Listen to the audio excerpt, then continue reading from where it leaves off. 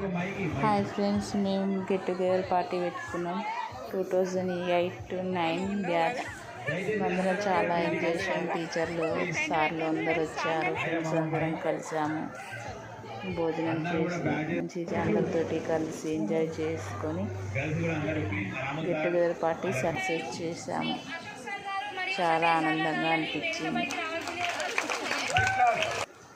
రామసార్ గారు మన యొక్క సరస్వతి దేవికి పూలమాల అలంకరించడం జరిగింది.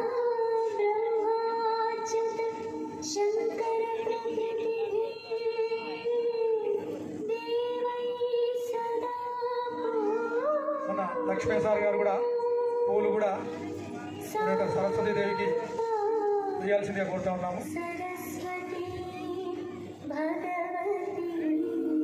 శ్యామ్ సుందర్ సార్ గారికి స్వాగతం, హార్ట్లీ వెల్కమ్ సార్.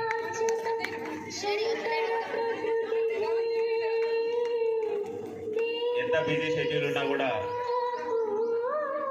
సార్ గారు మీ అందరినీ కలవాలని ఉందని చెప్పి మన దగ్గరికి వచ్చారు. Thank you so much sir.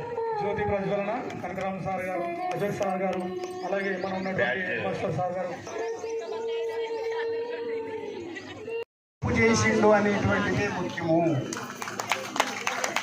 ఉదాహరణకు ఒక వ్యక్తి ఒక ఉద్యోగం ద్వారా కావచ్చు, అంటే ఇద్దరు ఉద్యోగమే అనడం లేదు, ఏదో ఒక వృత్తి ద్వారా 1,00,000 రూపాయలు సంపాదిస్తుంది.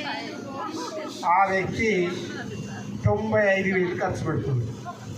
95,000 ఖర్చు పెట్టేస్తాడు, అన్ని అవసరాలకు ఎంజాయ్ చేస్తాడు, కారు, అది, బట్టలు. ఇంకొక వ్యక్తి 15,000 సంపాదిస్తుంది. ఆ వ్యక్తి 5,000 పొదుపు చేస్తుంది. ఈ ఇద్దరిలో ఎవరి గొప్ప? 5,000 ఇద్దరు 5,000 పొదుపు చేస్తున్నారు అంటే ఎవరి గొప్ప?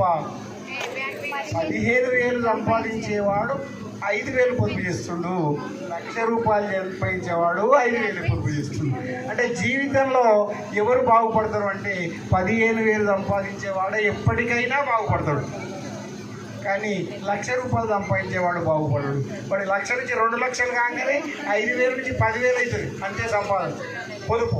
కాబట్టి మీరంతా ఇప్పుడంతా సంపాదించి మీ పిల్లలు చదువుకునే స్థాయిలో ఉంటుంటారు, అంతేనా? ఎవరైనా పిల్లలు పెళ్లి చేసేది ఎవరన్నా?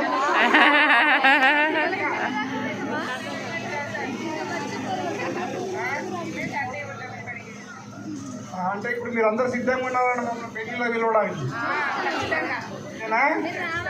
నేను అయిపోయినేమో, కొంతమంది చేసిరేమో, అనుభవం వచ్చేసిందేమో అని నేను అనుకుంటున్నాను. రాలే. సరే, ఇప్పటికైనా కానీ